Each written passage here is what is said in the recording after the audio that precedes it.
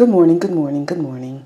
Tasty Mukbang Eats is having freezer, fridge, and pantry challenge where you will cook a meal with the ingredients that you already have in your refrigerator or in your house. And I decided to make me a breakfast.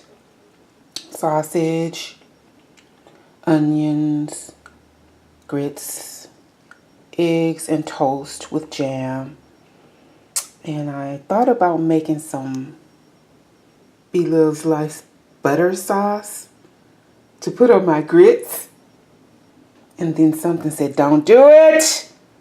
Don't do it. That girl is 20 years younger than you and she maybe can handle it. But you must stay clean for your colonoscopy appointment.